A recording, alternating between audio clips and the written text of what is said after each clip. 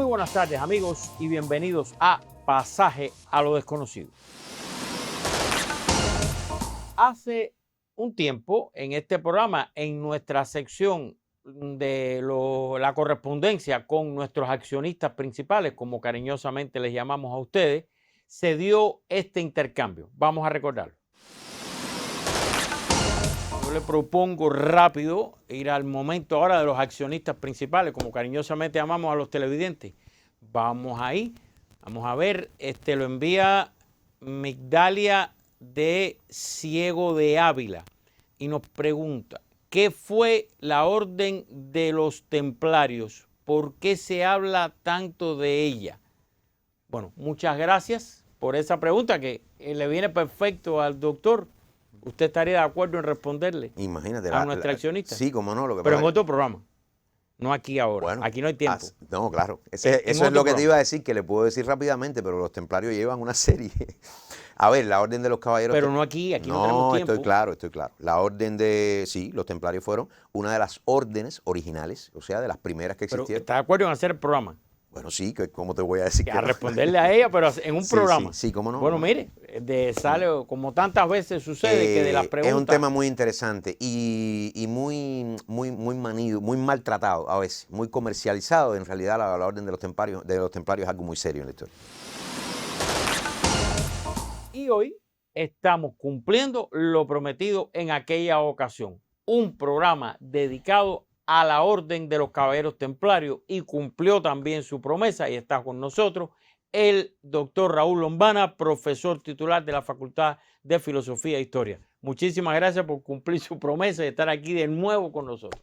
Gracias a ustedes por traerme a cumplir la promesa. Yo le quiero proponer algo, en este caso de un programa dedicado a los caballeros templarios. Yo le propongo ver primero un fragmento de un documental que un poco nos habla de manera referencial, general, de quiénes fueron, cómo se formaron, un poco una historia formal, y regresar de nuevo aquí y tratar de contar lo que no se dice, quizá lo que no se explica siempre de manera formal, lo que estuvo detrás de muchas de estas historias. ¿Está de acuerdo? Por supuesto. Entonces le propongo a ustedes, a los amigos, que veamos fragmentos de este documental sobre los caballeros templarios y después no se vaya, porque aquí se va a complementar y a decir lo que no se ve a simple vista de estas historias.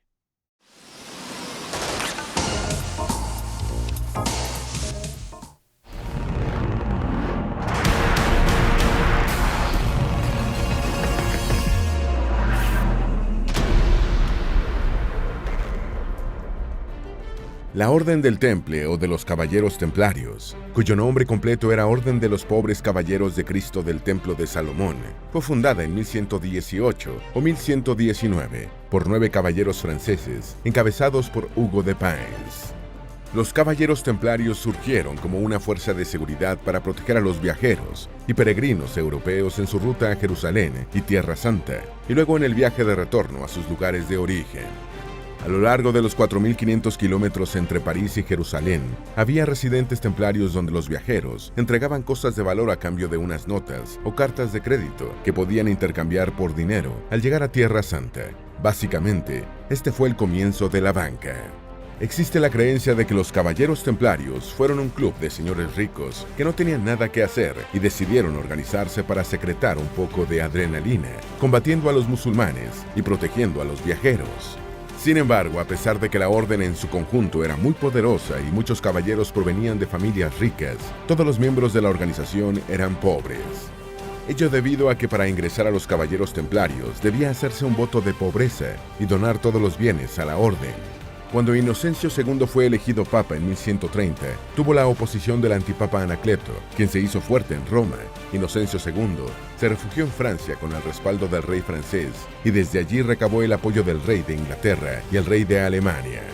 Con estos 3 poderosos aliados, el papa decretó que la Orden del Temple estaba por encima de cualquier autoridad secular y que solo estaría subordinada a su persona. Esto se hizo principalmente para permitir que los caballeros templarios pudieran viajar por toda Europa sin ser molestados, lo que facilitó sus actividades. La primera imagen que viene a la cabeza sobre un caballero es la de un hombre a caballo, vistiendo una túnica blanca y portando una espada y demás armas de la Edad Media. Sin embargo, esos eran solo el 10% de los miembros de la orden. 9 de cada 10 integrantes de la organización no eran caballeros, sino individuos que actuaban como escuderos y demás oficios auxiliares, incluyendo la gran cantidad de personas necesarias para administrar las vastas posesiones de la Orden del Temple. La icónica túnica blanca de los templarios es su elemento más reconocible, ya ha aparecido en miles de libros, publicaciones, películas y series de televisión desde la misma Edad Media. El color blanco de la vestimenta simbolizaba la pureza de la orden, mientras que la cruz roja era el símbolo de su misión y deber de derramar su sangre e incluso morir en defensa de los cristianos y de la fe cristiana, algo que en la época se consideraba un honor. Los caballeros solo podían quitarse la túnica al acostarse y debían llevarla en todas sus actividades a lo largo de la jornada. Los templarios comenzaron protegiendo a los viajeros que iban a Tierra Santa, salvaguardando también sus recursos contra robos en el camino, pero ese fue solo el comienzo del paquete de servicios que terminaron prestando. Se hicieron prestamistas de grandes sumas y más de un rey quedó endeudado con ellos, incluyendo a Felipe IV de Francia, que organizó su aniquilación para no pagar las enormes cantidades que les debía. La palabra de un rey no bastaba como fianza de fiel cumplimiento, y en una ocasión hicieron un préstamo a Inglaterra y recibieron las joyas de la corona como garantía prendaria. La Orden del Temple representó al rey Enrique III de Inglaterra en la compra de la isla de Olerón, incluyendo la negociación de un esquema de pagos conveniente para la corona. En las primeras horas del viernes 13 de octubre de 1307, las fuerzas del rey de Francia se presentaron en todos los domicilios conocidos de los templarios y arrestaron a los que se encontraban en casa. Luego se inició una intensa búsqueda de los que habían escapado de la redada. Bajo tortura, los detenidos confesaron los delitos y pecados que se les atribuían, incluyendo relaciones homosexuales y escupitajos a la cruz. Durante los siguientes años, decenas de templarios fueron quemados en la hoguera, hasta que el Papa Clemente V disolvió la orden en 1312, convencido por Felipe IV de que sus pecados eran verdaderos. En 1306, el reino de Francia estaba en bancarrota por la caída de la economía tras la expulsión de los judíos y el fuerte endeudamiento con la Orden del Temple, por lo que el rey Felipe IV urdió el plan de exterminar a los caballeros templarios y borrar sus pasivos financieros de un plumazo. El último gran maestre de la Orden del Temple fue el francés Jacques de Molay, quien fue quemado vivo el 18 de marzo de 1314 frente a la Catedral de Notre Dame. Según la leyenda, durante su ejecución, lanzó una maldición que resultó escalofriante por su cumplimiento. Según la leyenda, poco antes de que incendieran la hoguera en la que fue quemado, el gran maestre de la Orden del Temple maldijo al rey francés Felipe IV y al Papa Clemente V, augurándoles una pronta muerte. El 20 de abril de 1314, solo 33 días después de la muerte de Jacques de Molay, murió el Papa Clemente V a los 50 años de edad. El llamado Felipe el Hermoso murió el 29 de noviembre del mismo año de 1314, a los 46 años, tras un accidente mientras cazaba, que le produjo un derrame cerebral. La táctica militar principal de los templarios, que tenían muy bien entrenada, era la de actuar con fuerza de choque al comienzo de una batalla. Montados en sus briosos caballos y protegidos por sus armaduras, los templarios siempre estaban listos para romper las líneas enemigas con una carga parecida a la de un cuerpo de blindados. Un cronista de la época escribió: al reconocer el batallón en el que Saladino mandaba, muchos caballeros se acercaron valientemente a él, lo penetraron de inmediato, derribaron sin cesar, dispersaron, golpearon y aplastaron. La Orden del Temple fue una organización militar muy activa durante las cruzadas y gracias a sus conocimientos tácticos y entrenamiento superior, jugaron roles claves en varias victorias de los reyes cristianos contra los musulmanes. Ejemplos de ellos son el sitio de Acre en 1191, la batalla de Montguillard en 1177 y la conquista de Damietta en 1219. A menudo, los templarios servían como ejército protector de los reinos cristianos, recién constituidos o debilitados. A pesar de que no eran miembros de pleno derecho de la organización, muchas mujeres colaboraron con la Orden del Temple en asuntos religiosos, médicos y psicológicos. Estas mujeres eran monjas que asistían a los sacerdotes en sus funciones, ayudaban a curar a los heridos y apoyaban psicológicamente a los combatientes que sufrían traumas durante las batallas. Tanto hombres como mujeres podían convertirse en miembros asociados a la orden a través de donaciones. Con la instauración de su red bancaria pionera, los caballeros necesitaban transmitir información financiera confidencial entre las ciudades europeas y Tierra Santa. Para ello crearon un sistema de cifrado temprano que quizás resultaba muy difícil de descifrar en la Edad Media, pero que hoy probablemente solo le tomaría unos pocos segundos desentrañar a un especialista en criptología promedio. Se basaba en el cifrado tic-tac-toe, también conocido como cifrado francmasón y cifrado 3 en raya. La absolución por parte de la Iglesia Católica de los cargos de herejía que les imputó el Papa Clemente V a los caballeros templarios en el siglo XIV tuvo que esperar 700 años. En 2001 fue redescubierto el pergamino de Chinon, un documento de 1308 en el que el Papa Clemente V absuelve al gran maestre Jacques de Molay, manifestando sus dudas sobre la legitimidad del procedimiento utilizado por Felipe IV de Francia para exterminar a la Orden del Temple. No obstante, el Papa se dejó llevar por los argumentos del rey francés y disolvió la orden en 1312, autorizando la persecución de sus miembros y legitimando los asesinatos previamente cometidos. Los caballeros templarios fueron víctimas de su excesivo poder, pero también de su debilidad financiera al prestarle demasiado dinero a un solo cliente. Confiados en su prestigio, su fortaleza militar y la protección de Dios, no prepararon un dispositivo para defenderse de un ataque individual y sorpresivo como el que perpetró el rey de Francia. A pesar de que resultaba muy difícil imaginar que pudieran ser aniquilados de esa forma, no deja de ser irónico que los mejores soldados de élite de su época fueran capturados y exterminados como mansos corderos. Acabamos de ver el resumen y el escenario es suyo. ¿Cómo surgieron los templarios? Esto es una orden, primero, de un solo país o de varias regiones o países como eran en aquella época. Número 2, ¿es militar, es religiosa? ¿Cuál es el motivo de que se cree la orden? ¿Tú me dejas invertir la pregunta? Por supuesto, el escenario es suyo.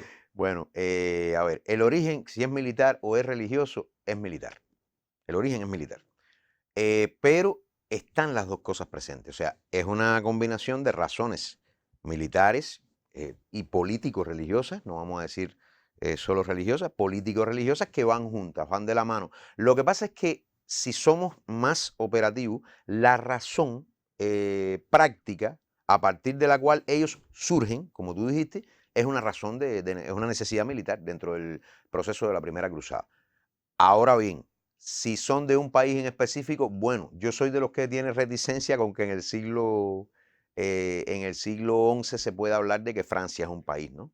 Pero básicamente sus miembros originales fueron de lo que hoy es Francia. Los 9 caballeros iniciales, los 9 primeros caballeros templarios, fueron franceses. Ese es su origen. Pero el criterio bajo el cual ellos estaban ahí no era el de un país, ni siquiera el de un rey. ¿Era qué cosa? Proteger en la cruzada. Sí, a ver, tenemos que tener en cuenta primero que todo que los caballeros templarios son de las primeras órdenes que aparecen, o sea, junto a los hospitalarios y los caballeros del Santo Sepulcro, pues después aparecen muchas. Y ellos surgen con la necesidad, los hospitalarios, como su nombre lo indica, daban cobija, ofrecían determinados servicios, aunque eran guerreros, eran caballeros. Pero el origen de los caballeros templarios está en que cuando tú llegas al puerto de Jofa, desde algún lugar de Europa, con algún rey, y con tu séquito o con lo que vengas a pelear en las cruzadas, tú tienes un periplo desde el puerto por el que tú entras hasta en una época además donde tú sabes la alimentación es distinta, un caballero andante lleva otras cosas que no sería lo que llevaría un turista hoy que llega a un lugar y tiene que peregrinar 2 días. O sea, es distinta, la vida era distinta, además con todo lo pesado que había que andar, armamento, etcétera, etcétera. Y ellos surgen básicamente para proteger a las tropas que llegan, las personas que llegan a la primera cruzada, desde donde desembarcan hasta los santos lugares que tienen que rescatar. No son los responsables de acogerlos, digamos, de alimentarlos, aunque lo hacen, sino de cuidarlos por el camino, como diríamos en buen cubano. Ese es el sentido con el que aparecen. ¿Qué pasa? Que después que sucede, que termina la primera cruzada, que esto es imposible de hacer por una sola orden, porque ya es imposible que tu misión, si eres un caballero templario en esa etapa, sea solamente poder custodiar a los que llegan, porque además esto es muy discutible, es muy cambiante, perdón, la ruta puede cambiar de pronto en una segunda, tercera cruzada, pues entonces ellos tienen básicamente la misma función, pero otro movimiento, otros desplazamientos y por supuesto una expansión como orden, como grupo por toda Europa y por los diferentes países. Tienen una expansión. Sí, sí. Pero ¿a qué se dedican? ¿A cuidar caminos? ¿A hacer de protección también caminos? ¿O ya cambia? Su misión, mira, el nombre de los caballeros templarios oficial era caballeros, la orden de los pobres caballeros de Cristo, caballeros del templo de Salomón. Lo del templo de Salomón tiene una historia relacionada con dónde fue su primera sede, etcétera, en Tierra Santa. Pero básicamente eran caballeros cuya misión excedía las cruzadas. O sea, a ver, cuando una orden, porque tú no existías como orden de caballería hasta que no eras reconocida por el Papa, hasta que no existía una bula papal que lo aprobaba. Los caballeros templarios fueron, yo creo que la única excepción que fue reconocida antes de su nombramiento, porque su nombramiento se demoró 10 años, y ellos fueron, casi 70 años, y ellos fueron nombrados, y ellos fueron reconocidos siempre. Pero las demás órdenes te vas a encontrar que a veces pasan 100 años, 50 años que son reconocidas. Y cuando el Papa te concede, te nombra orden, pues hay una regla, te otorga una regla, que generalmente es la misma regla con la que tú surgiste. Y eso implica una norma de vida, o sea, una religión, una manera de vivir tu vida que está donde tienes cosas prohibidas, donde tienes cosas admitidas, donde tienes una misión. La misión con la que surgen institucionalmente los caballeros templarios es la de proteger la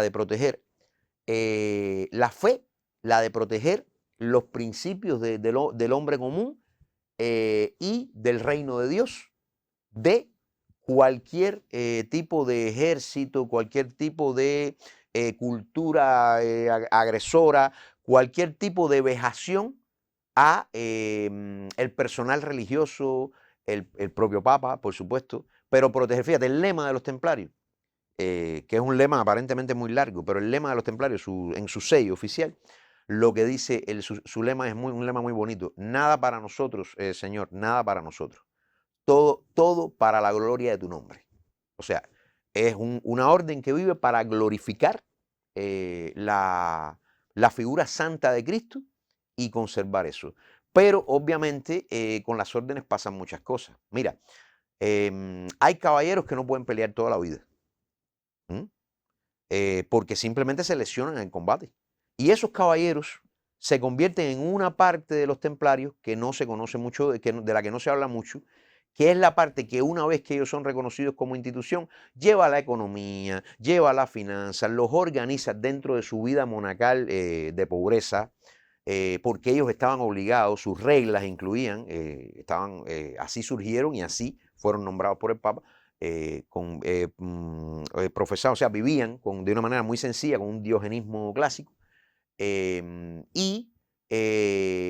eso no quería decir, eso no quiere decir que no hayan tenido pagos por sus servicios, que no hayan tenido recompensas, porque además tocaban. Ellos liberaron cosas, resolvieron problemas que llevaban pagos de los reyes, pagos de los papas, y acumularon una riqueza que no tocaban, pero que sus contadores, sus albaceas como orden sí llevaban, y los templarios llegaron a ser una de las instituciones, sin querer y sin disfrutarlo directamente sus miembros, pero como institución llegaron a ser la orden más rica de Europa. ¿Y qué cosas tenían prohibido? Bueno, a ver, imagínate, son 75. ¿Prohibiciones? 75 normas de vida llegaron a tener los templarios reconocidas por el Papa en el momento que los nombró. Esto sucedía con todas las órdenes que se creaban, que conste. Las de ellos, que eran 75, no eran unas normas. Mira, con los templarios pasaba una cosa muy curiosa, Taladriz, que había una autodisciplina real. Si tú te pones a leer las órdenes que ellos tenían, no eran órdenes que te hagan la vida tan difícil, como por ejemplo, ellos tenían un corte de pelo, ¿no? Eso no era típico en el medioevo, mucho menos las cruzadas, te imaginas, los primeros tiempos cuando surgieron en las cruzadas. El pelo de un caballero templario llegaba hasta una distancia. Hasta ahí se podía tener pelo, no podía tener pelo más largo. Eso ahora habría que revisar por qué el Papa los quiso distinguir con eso. Hay muchas que son de vestuario, hay muchas que son de indumentaria, y la más bonita, la más clásica del caballero templario, que después recibe un homenaje con la historia, se le hace un homenaje a los mosqueteros. Si recuerdas, te vas a dar cuenta que los mosqueteros hacían lo mismo. Los mosqueteros del rey en el siglo francés. Ellos usaban una cruz, que es la cruz. Ninguna cruz, esto es algo que hay que aclararlo también, ninguna cruz de ninguna orden es igual. La de los templarios es la llamada cruz interna, o la cruz que es más ancha abajo, que sus palos no se van afinando a medida que llegan al centro, porque representan y le hacen homenaje, y le hacen culto al sufrimiento, al tormento de Cristo, ni que fueran a saber quizás cómo ellos, o sea, ni que supieran lo que iba a pasar con ellos al final, ¿no? O sea, esa cruz le hace homenaje a la tortura, literalmente, de Cristo. Cada orden tiene sus características, cada cruz tiene sus características. Las españolas, las de Calatrava, las de Santiago, son cruces más elaboradas, más complejas. Y ellos usaban la cruz aquí. La gente se cree que la usaban en la espalda. No, no, también te la pones en la espalda o te la pones de frente, pero eso es algo más identificativo para el combate, ¿no? Sobre todo en los templarios, que usan una túnica blanca gris con la cruz roja, porque la cruz de los templarios es roja porque le hace homenaje al tormento de Cristo, pero a la vez el color rojo representa la vida para ellos. Para ellos el rojo representa la vida. Esto fue una de las cosas con las que lo manipularon al final. Y entonces incluyen, por ejemplo, la cruz como la usaban, que la usaban aquí. La cruz templaria no es ni aquí ni es aquí, es sobre el corazón, como decía la... Y después recordarás que los mosqueteros se ponían aquí las cruces, muy parecido, ¿no? Había otras que tenían que ver con su vida, o sea, con la vida gastronómica, ellos hacían muchos ayunos. Sin embargo, cuando no tenían ayuno podían comer copiosamente, y de hecho comían 2 platos, o sea, eran favorecidos con 2 platos el día que no tenían ayuno. Cuestiones que tienen que ver con tú sabes que el baño no era algo muy común en la época, pero con determinados baños de agua, o sea, agua que tenían, pero sobre todo con esa vida correcta, con esa vida sin errores morales. Y bueno, se comenta mucho acerca, a ellos se les acusó incluso de sodomía, fue una de las cosas por las que los acusaron al final, que era un gran problema en la época cuando lo fueron a condenar. Y en el sello de ellos vienen, una de las cosas que usaron en su contra fue que en el sello de los templarios 2 caballeros montados en el mismo caballo. Pero esto es porque en el sello se refleja su principio de base de la pobreza. Y lo hacían realmente, a veces compartían el mismo caballo 2 compañeros, no que se montaran juntos, pero sí que usaban en los combates. Principio de la pobreza. Usted mencionó hace un instante, déjeme ver si recuerdo. Práctica de la humildad, vamos a decir. Déjeme ver si recuerdo exactamente lo que dijo. Usted mencionó hace un instante algo así como que acumularon también mucha riqueza, Sí, pero que mucha no la riqueza. podían usar. No es que no la pudieran usar. Mira, a ver, esto es llamativo, fíjate. Los templarios no tenían tantas prohibiciones económicas, ni tenían tantas prohibiciones como otras órdenes, por ejemplo, mendicantes, propiamente de una vida más monacal. Realmente no es que ellos no pudieran hacer tantas cosas porque se lo prohibiera su doctrina, es que moralmente el diogenismo que profesaban en su vida no los llevaba a necesitar esas cosas. O sea, un caballero templario realmente no necesitaba. ¿Y qué hacían con las riquezas que acumularon? No las administraban ellos. ¿Quién las No las administraba? administraban ellos. Ellos construían, ellos participaban en las obras constructivas que asumían y que financiaban. Esas finanzas las llevaban estos otros personajes que te dije, que eran miembros de la orden, pero que no eran caballeros activos, combatientes activos.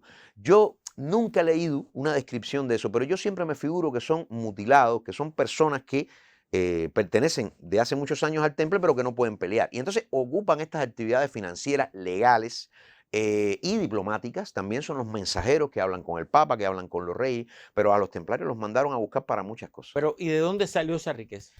Reyes, ya te dije, reyes que, mira, te voy a poner un solo ejemplo. En la séptima cruzada, Luis VII, justamente, es capturado. ¿Ya? Y era muy difícil rescatarlo. Y fueron ellos la orden llamada para que fuera a resolver ese problema.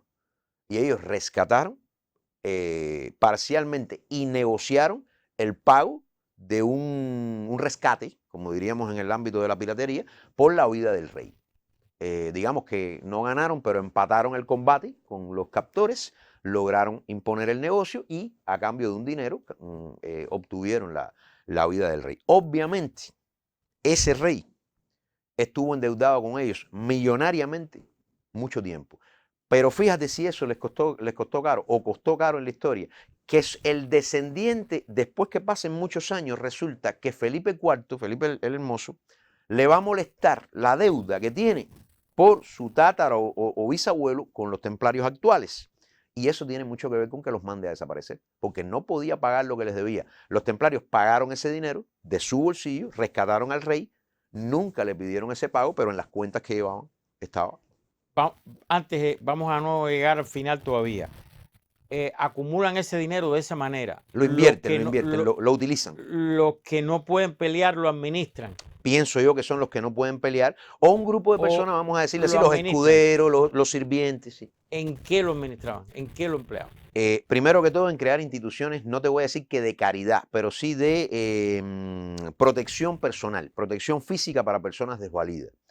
En iglesias, en templos, en academias, sobre todo para aprender el uso de la espada, para aprender algunas cuestiones de supervivencia, lo hacían, pero sobre todo en construcciones que glorificaran a Dios.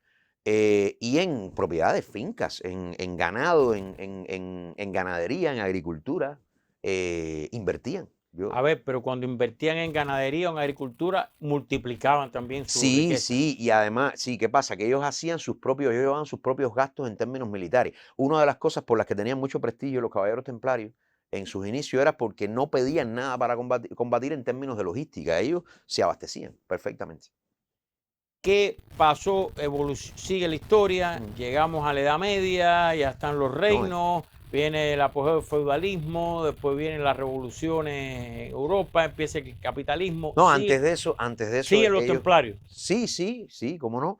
En el siglo, bueno, a ver, para mí, y creo que para cualquier historiador serio, objetivamente hablando, los templarios desaparecen en el 1319 cuando son prohibidos, cuando son censurados, es que su historia cambia. La historia de los templarios va de un extremo a otro y ellos son eliminados, literalmente. Eliminados por el Papa, por el empuje de un rey, que ya te dije quién es y bajo qué intenciones. Y esto es parte de lo que ha creado mucho morbo, mucho atractivo con los templarios, ¿no? Con los caballeros templarios. Lo otro es esta vida correcta. Es que yo le decía eso porque yo he escuchado de cosas de templarios mucho después. Sí, mira, en Europa aparece comúnmente mucha gente, sobre todo gente que tiene abolengos nobiliarios, ¿no? Aristocráticos, que de pronto aparecen con herencias de títulos, de determinados títulos, ¿no? En época de Napoleón, 1809 creo que fue, apareció un personaje en Francia que reclamó ser descendiente de Jacques de Molay, el último templario, el último que fue quemado en la hoguera, y cuya historia final, si nos da tiempo a hacer, pues sería magnífico, ¿no? Porque es el fin de los templarios, al menos para nosotros los historiadores, ¿no? Pero el caso es que sí, a ver, el hombre ha sacado sus pruebas, mostró sus pruebas, hizo sus operaciones legales y Napoleón no le dijo que no, o sea, nadie se la presentó a Napoleón las pruebas, ¿no? De que él era descendiente, él era el actual gran maestre de la Orden de los Templarios, porque eso además había seguido funcionando en secreto, ellos se habían nombrado. Pero funcionaba en secreto. Sí, lo que pasa es que funcionamiento, mira, Taladrí, si una orden medieval era para proteger a la gente que iba a pelear a las cruzadas y después era para proteger a los cristianos y para enseñar un modo de vida guerrero pero correcto en la Edad Media y contribuir a la protección de la iglesia, ¿de qué te sirve a ti esas? O sea, ¿cómo tú vas a tener eso por objeto de vida ya en el siglo XIX? Si en el siglo XIX eso no son intereses prioritarios. O sea, ni el sentido de la vida es proteger militarmente a un papa, se supone que lo protege el ejército que tenga el Vaticano, ni tú puedes por ti solo practicar una vida monacal simplemente para que sirva como ejemplo. O sea, esos códigos no operan en la modernidad. Entonces sí, hoy existen, por ejemplo, que yo conozca, la única orden actual que tiene una vida, y es privada también, pero una vida un poco más político-nacional, son los caballeros de la Orden de Malta. Pero, ¿cómo no? Casi todas estas órdenes medievales todavía existen, todavía hay Ah, por personas. eso es que yo le hacía la Pero a pregunta. nivel privado, que esto es muy importante, son reconocidas por los estados, pero como una institución privada. Fíjate. Ahora, entonces vamos a la pregunta de cómo acabaron los caballeros templarios. Vamos atrás entonces, mucho antes de todo esto que hablamos, formalmente cómo fue su final. A ver, los caballeros templarios, estamos hablando de la orden que más prestigio tenía, dentro de todas, que más respeto tenía, hereditariamente más ritual, aunque también hay mucho morbo y mucha crítica y mucha mala interpretación con el término con los términos de la supuesta no, de la sesión de iniciación de ellos, que es verdad que era más dura, era más difícil, más secreta, más ultra secreta que las demás órdenes. Hay mucho morbo creado con eso, pero esto está dado por la autodisciplina y la disciplina con la que vivían realmente. A ver, los templarios fueron, de todo lo que pasó en las cruzadas, los últimos en ser derrotados, pero su vida es otra después de la batalla de Hattin o Hattin, ¿no? Que es una batalla donde las tropas, precisamente de Saladín, que lo mencionamos en el recuerdo en el programa de las Cruzadas, creo, ¿no? Los cristianos reciben una derrota muy costosa en términos de perder terreno, como diríamos en buen cubano, ¿no? No solo se pierde Jerusalén, sino que se pierde la cruzada completa, ¿no? Y dentro de las tropas que participan ahí, por supuesto, están los templarios. Ellos, como todos los cristianos que estaban en esa cruzada, se tienen que retirar. Pero ¿qué pasa? Su sede estaba en Tierra Santa, porque el primer patriarca de Jerusalén les había obsequiado a ellos, Balduino I, les había obsequiado el monte del Temple, que es un lugar sagrado del que hablamos también, recuerdo, en el programa de las Cruzadas. Y ellos al principio, estamos hablando de los templarios, al principio era ahí donde pernoctaban. Cuando se acababan las cruzadas iban a sus lugares de origen, sí, pero era allí donde funcionaban como organización. ¿Qué pasa? Después de la batalla de Hattin ellos tienen que salir. Primero se refugian en la isla de Chipre, que es muy curioso, puedes creer que la habían comprado, era de ellos. O sea, llegan con mucha humildad y llegan como personas que necesitan protección, como muchas de la gente que iban con ellos. Pero la isla era de ellos, porque ellos se la habían comprado a un monarca. Fíjate si tenían ya recursos, ¿no? La habían comprado precisamente para eso, para que sirviera de recurso, de refugio. Pero ahí no son bien tratados, tienen conflictos con el rey de Chipre, que se piensa que no, pero hubo en algún momento de la historia el rey de Chipre. Tienen conflictos, incluso participan en alguna y terminan escondiéndose en otra isla del Mediterráneo bastante pequeña que está cerca de las costas de Libia. Y luego van a sus lugares de origen y sobre todo Francia, que es de donde eran la mayoría, y allí tienen en las propiedades que tenían en Europa, que obviamente se refugian. Se van refugiando en lugares y desde ahí van llevando una vida en Hungría, en Francia. O sea, ellos no estaban dentro del mismo lugar, ya en Europa tenían sedes en varios lugares, en Hungría, en Francia, en Alemania. Una de las cosas que llama mucho la atención es que las órdenes no se relacionaban tanto entre ellas, tenían códigos de ética, o sea, un caballero templario no mataba, no se enfrentaba con un hospitalario, pero eras templario siempre, o sea, y con el tiempo van acumulando mucho dinero. Cuando acumulan mucho dinero, pasa esto que te dije, este rey, Felipe IV, convence al Papa Clemente V de que los templarios son un problema y hay que eliminarlos. A mi modo de ver, eran en el pleno siglo XIV se está formando el Estado Nacional. Recuerda que es el siglo donde la burguesía y los reyes se unen. En detrimento de nobles y de lo que sea, el Estado Nacional tiene que ser fuerte porque si no, no subsiste. Y Felipe IV se va a ocupar de eliminar a esta institución, que no es una institución que me moleste porque está allí y porque funciona en este lugar, sino por lo que son, por las inversiones que tiene.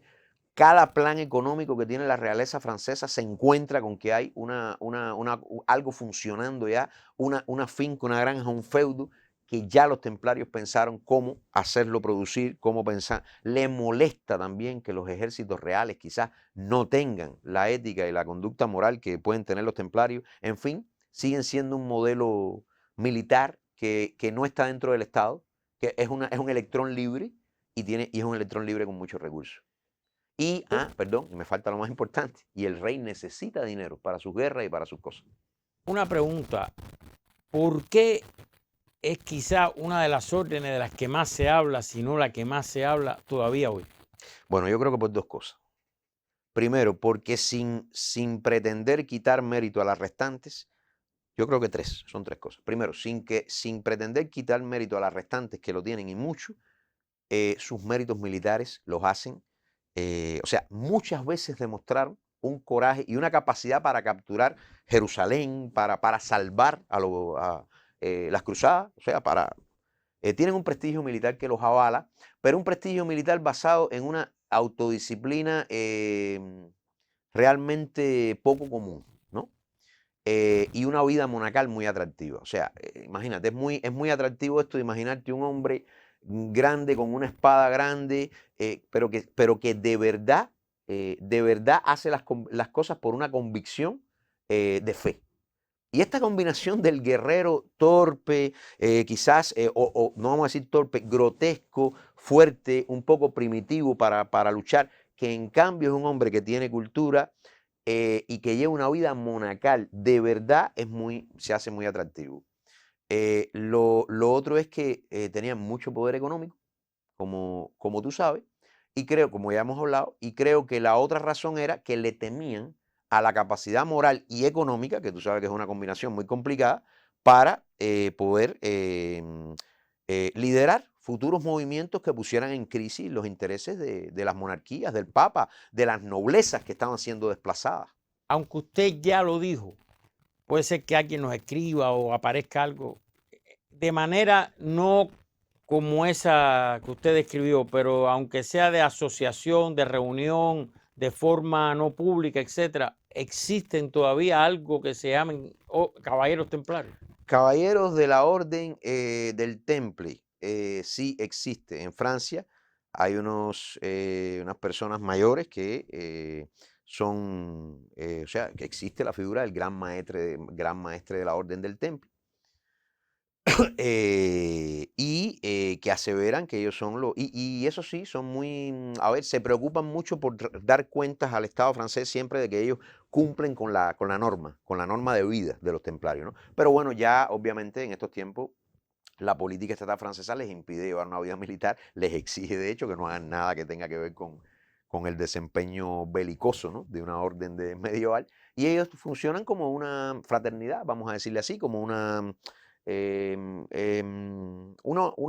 organización sin ánimo de lucro, donde, por ejemplo, hacen muchas actividades que tienen que ver con el armamento medieval, la historia militar. Hay muchos historiadores involucrados ahí y yo diría que tienen una vida institucional bonita, atractiva, educativa. Pero no tienen recursos propios.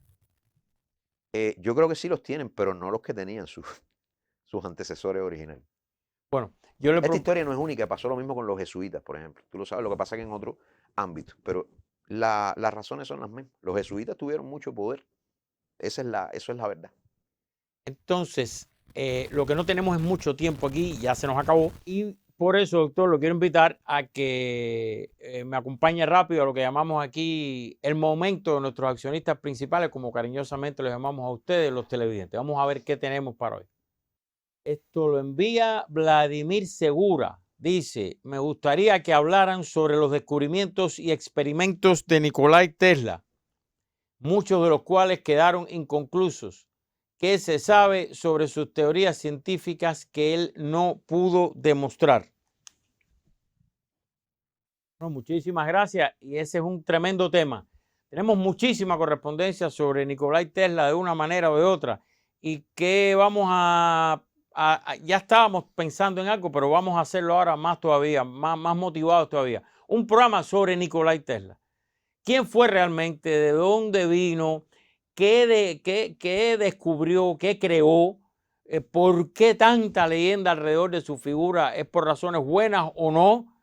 Y vamos a buscar un buen historiador científico que nos pueda, de la ciencia, que nos pueda ayudar en esto. Así que le prometemos un programa sobre Nikolai Tesla, que espero que usted no sea el invitado, ¿no? No voy a ser yo porque hay muchos, como usted decía, hay muchos especialistas Sí, que son de historia de la pero ciencia. usted sí le interesa, Pero porque usted me lo está comentó hablando una de vez, el nombre de Tesla, ¿de dónde venía? Sí, usted me está hablando de uno de los personajes que más quizás yo Sí, admire sí, no, y del además mundo de la que, ciencia. que se escribe muchísimo todavía de él y se dice que descubrió cosas increíbles, Mm. que No, el televidente tiene razón, es que hay una historia muy interesante con lo que se supone que no logró demostrar, pero que sí demostró, pero además el científico que fue Tesla, que no recibió un Nobel, ¿no? Si mal no recuerdo. No. creo que no, pero sería un tema del programa. Pero sí estoy seguro que no recibió en vida el tratamiento por lo que era, por el científico que fue, es de los grandes. Y ahora le invito rápido que vayamos al momento de las interacciones, donde mostramos cómo ustedes pueden interactuar con nosotros.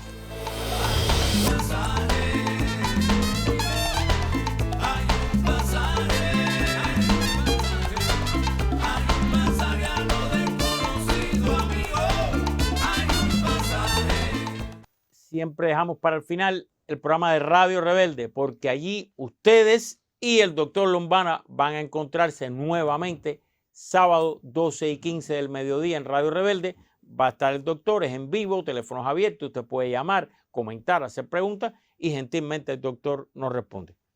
Muchísimas gracias, doctor. Gracias a usted. Por este nuevo programa y por estar, y porque sé que va a estar de nuevo el sábado en Radio Rebelde.